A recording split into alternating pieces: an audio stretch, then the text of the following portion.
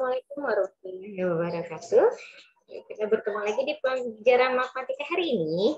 Oke, hari ini itu adalah pembahasan dari bab terakhir, bab pertama, pola bilangan. Jadi untuk hari ini ya seperti biasa, kalau pertemuan kita sudah habis berarti pertemuan terakhir itu adalah untuk mereview dan pengantar dari penilaian harian.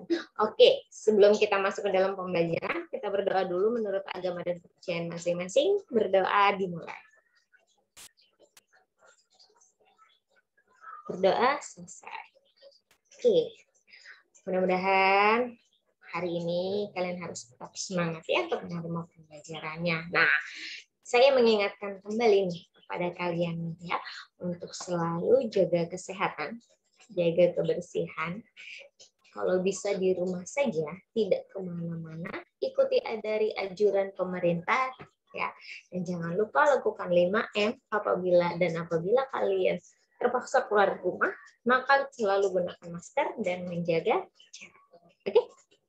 Nah, adapun kompetensi dasar pada bab ini masih sama, yaitu membuat generalisasi dari pola pada barisan bilangan dan barisan konfigurasi objek. Dan yang kedua, menyelesaikan masalah yang berkaitan dengan pola pada barisan bilangan dan barisan konfigurasi objek.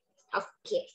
Adapun tujuan pembelajaran di hari ini, karena hari ini kita adalah mereview, maka tujuan pembelajarannya agak melebar atau luas. Ya, jadi tujuan pembelajaran hari ini tentunya kalian mampu mengidentifikasi pengertian dari pola bilangan, lalu kalian mampu menjelaskan salah satu konteks yang terkait dengan pola bilangan. Nah, dan juga kalian mampu menjelaskan salah satu konfigurasi objek yang terkait dengan pola bilangan. Nah, lalu menjelaskan keterkaitan antar suku-suku, pola bilangan atau bentuk-bentuk konfigurasi objek. Lalu, kalian pula mampu mengenal pola bilangan barisan dan pola umumnya untuk menyelesaikan masalah nyata serta menemukan masalah baru. Dan yang terakhir, kalian mampu menyajikan hasil pembelajaran hari ini tentang pola bilangan. Selanjutnya, kita review sedikit apa sih itu pola bilangan yang sudah kalian ketahui. Ya, pembahasan sebelumnya kita sudah membahas tentang pola bilangan. Nah, pola bilangan itu adalah susunan dari beberapa angka yang dapat membentuk pola tertentu. Nah, tentunya pola bilangan ini diartikan sebagai susunan bilangan yang memiliki bentuk teratur atau suatu bilangan yang tersusun dari beberapa bilangan lain yang membentuk suatu pola. Contohnya, yang sering kalian lihat tanpa kalian sadari bahwa itu adalah termasuk dari pola bilangan, yaitu apa? Penomoran rumah. Itu termasuk dari pola bilangan. Ada lagi, yaitu apa? Kumpulan titik-titik yang membentuk suatu bangun datar, itu termasuk dalam bentuk pola. Oke ya. Nah, ada lagi nih. Sebelumnya pertemuan kedua pada saat Zoom Live, saya sudah membahas tentang macam-macam pola bilangan. Ada berapa itu pola bilangan?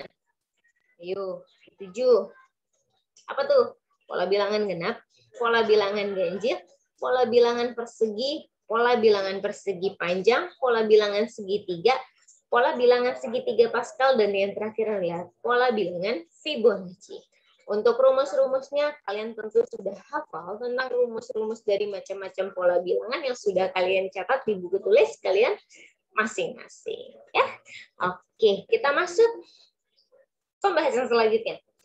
Nah, pada pola bilangan, tentunya saya sudah membahas tentang apa sih itu barisan aritmatika. Mungkin bahasa ini masih agak rancu atau ambigu untuk kalian ya. Karena apa? Karena yang kalian tahu adalah mencari suku ke N. Ingat, mencari suku ke N itu adalah termasuk barisan aritmatika. Ciri-ciri lain dari barisan aritmatika itu apa? Nah, nilai beda atau selisihnya itu adalah tetap atau konstan. Jadi, kalau kalian menemukan suatu pola bilangan dari susunan bilangan-bilangan, kalau kalian menemukan jarak antara bilangan yang satu dengan yang lainnya itu adalah sama, Misalkan bilangan 1 dengan bilangan yang kedua. Pola pertama dengan pola kedua jaraknya adalah 2. Kedua, ketiga juga jaraknya 2. Nah, berarti itu dikatakan bahwa selisih atau bedanya itu sama atau tetap. Berarti barisan tersebut atau pola tersebut termasuk barisan aritmatika. Nah, dapat kalian simpulkan, jadi apa sih barisan aritmatika? Jadi, suatu barisan atau pola bilangan yang membentuk berupa penjumlahan yang memiliki beda atau selisih yang sama atau konstan. Ya, dengan catatan bahwa suku pertama itu adalah A, ya. Lalu mencari bedanya gimana? Mencari beda atau selisihnya itu adalah tinggal kalian kurangkan. Tinggal kalian lihat jaraknya. Suku kedua dikurangi suku pertama. Atau boleh juga suku ketiga dikurangi suku kedua. Begitupun boleh kalian dari suku ke-10 ke suku 9. Yang penting jaraknya hanya satu bilangan. Oke? Nah, rumus barisan aritmatika secara umumnya itu adalah UN sama dengan A plus N-1 dikurangi B. Ini. Ya. Dengan UN ini adalah kita mencari suku ke N. Suku keberapa sih bilangan tersebut? Seperti itu. Lalu A adalah suku pertama. Lalu B adalah selisih antar suku. Seperti itu. Nah, contoh soal supaya kalian paham. Contoh soal ini sudah dibahas. Mungkin kalau kalian menyimak kembali, mungkin kalian akan ingat tentang pembahasan ini. Nah, misalkan contohnya adalah seorang pekerja ini menyusun batu bata hingga membentuk barisan seperti terlihat pada gambar di bawah ini. Ya, tentukan banyaknya batu bata pada susunan ke-10. Kalian lihat. Suku pertama yaitu 3. Suku kedua ada berapa batu bata? Suku kedua. Oh, suku kedua ada 6 batu bata. Lalu suku ketiga ada berapa? 1, 2, 3, 4, 5, 6, 7, 8, 9. Oh, ternyata suku ketiga adalah ada 9 susunan batu bata. Ingat, 3, 6, dan 9. Oke, ingat 3, 6, dan 9. Oke, ingat. Nah, kalau kita tuliskan dalam suatu pola akan seperti ini, 3, 6, dan 9. Tentunya yang ditanyakan adalah berapa sih U10-nya? Ya, kalau kalian mencari U10 berarti tinggal kalian masukkan ke dalam rumus UN-nya. Berarti U berapa? U10. Ya. Berapa sih U10-nya? Jadi, kalau kalian dilihat bedanya gimana? 3 ke 6, 6 ke 9 berapa tuh?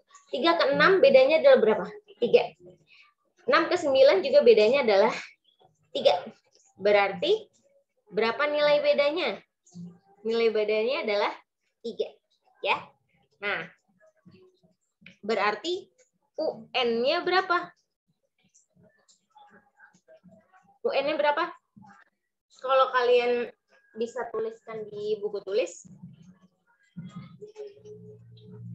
Kalau bisa kalian di buku tulis ya. Nah, kalau kita tulis U, kita lihat ya, suku ke 10 itu kan rumusnya jadi apa? A plus N-1 dikalikan B. Berarti U10 menjadi berapa? Suku pertama adalah 3 ditambah 10 dikurangi 1 dikalikan bedanya adalah 3. Ingat runtutannya adalah gimana? Selesaikan dulu yang ada di dalam kurung. Berarti 3 plus 9 dikali 3. Nah, lalu tinggal kalian kalikan dulu. 9 kali 3 berapa? 27. Maka hasilnya berapa? 3 tambah 27. Oh, 30. Oke ya. Nah, jangan lupa. Jadi kalau kalian menemukan persoalan seperti ini, gunakan rumus UN-nya. Dan jangan lupa selesaikan yang ada di dalam kurung dulu. baru kalian mampu menyelesaikan persoalan secara keseluruhan. Seperti itu, ya. Nah, oke, kita lanjut pada pembahasan selanjutnya. Contoh soal yang kedua. Nah, contoh soal yang kedua di sini disajikan dalam sebuah gambar. Ya, sebuah batang korek api yang tersusun, susunannya itu seperti gambar yang ada di layar handphone kalian, ya. Ingat, di sini pola pertama ada berapa batang korek api? Ada 1, 2, 3, 4, 5, 6. Nah, lalu pola yang kedua 1, 2, 3, 4, 5, 6, 7, 8, 9. Lalu pola yang ketiga 1, 2, 3, 4, 5, 6, 7, 8, 9, 10, 11, 12. 6, 9, dan 12. Nah, di sini persoalannya itu adalah Tono ini berpendapat bahwa jumlah minimal korek api untuk membuat pola yang ke-100 itu adalah 303 buah. Nah, menurut kalian, apakah pendapat Tono tepat? Nah, jelaskan alasanmu. Jika iya, alasannya seperti apa? Jika tidak, alasannya seperti apa? Ya, kita menggunakan rumus suku KM. Caranya gimana? Oke, caranya tadi kita sudah mendapatkan pola pertama, kedua, ketiga. Pola pertama itu nilainya adalah 6. Pola yang kedua adalah 9. Dan pola yang ketiga adalah 12. Nah, kita mau memecahkan nih. Apakah asumsi Tono ini benar atau salah? Bahwa suku ke-100 atau susunan korek api yang ke-100 itu adalah 303. Kita coba cek. Oke. Suku pertama itu adalah A, yaitu berapa? 6. Ya, seperti ini. Oke, bedanya gimana mencarinya? Mencari nilai bedanya itu adalah pengurangan suku kedua dikurangi suku pertama. Berarti 9 dikurangi 6, 3. Lalu kita cek lagi, apakah dia termasuk barisan aritmatika? Kita cek lagi. Barisan yang ketiga, suku ketiga kita kurangi suku kedua. 12 kurang 9. Oh, ternyata 3 juga. Berarti dia termasuk barisan aritmatika karena memiliki beda yang sama. Ya, kita masukkan ke dalam rumus UN. UN itu adalah A plus N-1 dikalikan B. Dengan N-nya yang kita cari adalah suku ke-100, berarti N-nya adalah 100. Sama dengan A-nya adalah 6, ditambah 100 dikurangi 1 dikalikan 3. Berapa 100 kurang 1? Oh, 99. Dikalikan 3 berapa? Ternyata 297. Tinggal kalian tambahkan 297 ditambah 6 berapa? 303. Ternyata asumsi Tono adalah benar bahwa dibutuhkan 303 korek api untuk pola yang ke-100. Nah, jadi di sini kalian harus berlatih berpikir kritis, kalian harus berlatih menganalisis suatu persoalan dengan tepat. Dan jangan lupa harus teliti, tidak boleh terburu-buru. Kalau bisa kalian terus berlatih terus agar kalian mampu, kemampuan kalian terasah seperti itu ya. Nah, yang kedua, kita sudah belajar tentang barisan aritmatika. Ingat, barisan itu dikatakan suatu pola bilangan termasuk barisan adalah dengan catatan bahwa dia memiliki beda yang sama. Oke, kalau deret, ingat, kalau barisan aritmatika, pertanyaannya adalah suku ke N, nilai dari suku ke N. Kalau deret aritmatika, kata kuncinya adalah jumlah. Ya, jadi dengan kata lain, deret aritmatika adalah penjumlahan yang berturut-turut dari suku-suku pada suatu barisan aritmatika. Rumusnya adalah SN sama dengan N per 2 dikali 2A plus N-1 dikalikan B.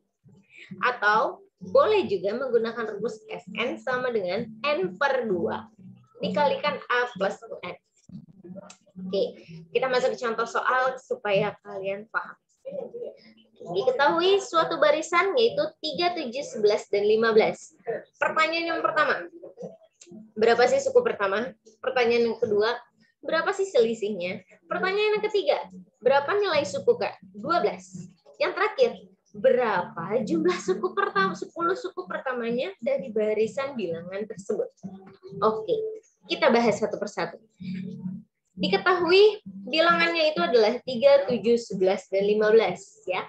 Berarti pola pertama atau suku pertama itu adalah 3. Ya. Lalu selisih atau beda itu berapa? Tinggal kalian kurangkan aja. 7 kurang 3 berapa? 4. Kita cek lagi, apakah 11 dikurangi 7 juga 4? Ternyata benar. Dan apakah 15 dikurangi 11 adalah 4? Ternyata benar. Berarti dia termasuk dari barisan aritmatika. Seperti itu. Ya. Nah, bedanya adalah berapa yang kita ketahui? 4.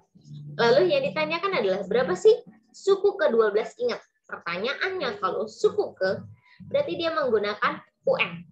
Paham? Gunakan rumusnya. A plus N-1 dikurangi B.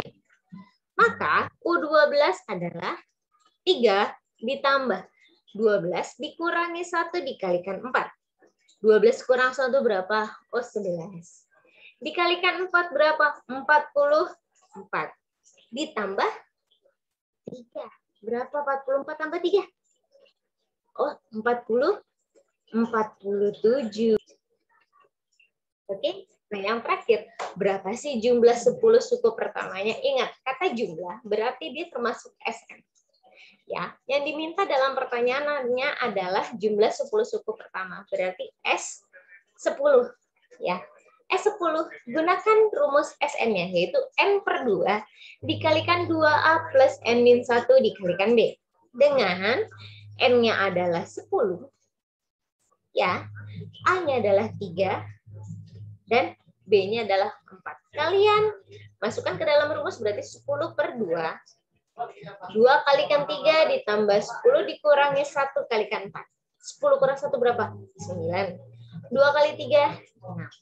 10 bagi 2, 5. Kalikan dulu. 9 kali 4, 36.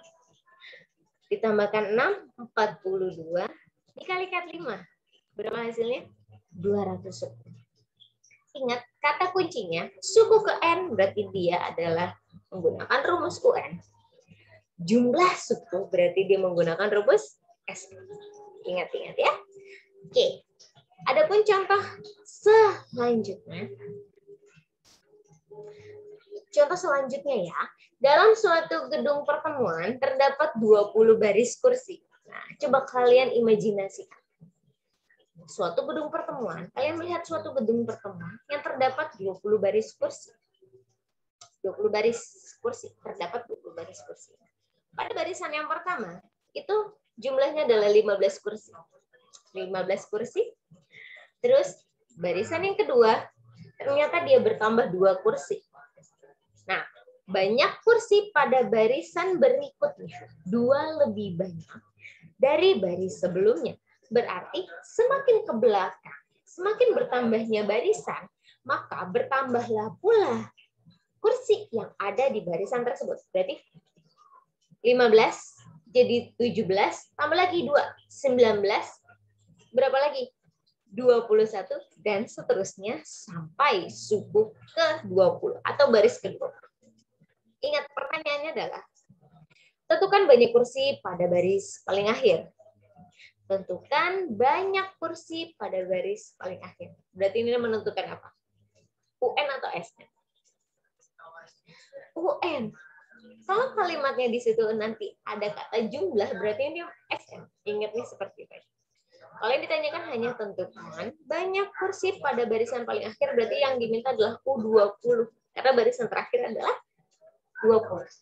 Ya, kita bahas. Nah, baris pertama itu adalah 15. Berarti A. Selisihnya setiap satu baris ke baris-baris yang lain adalah 2. Berarti bedanya adalah 2. Nah, banyak kursi yang terakhir adalah U20. Seperti yang sudah tadi saya sampaikan ya. Nah, kalian masukkan ke dalam rumusnya. U20 dengan N-nya adalah 20.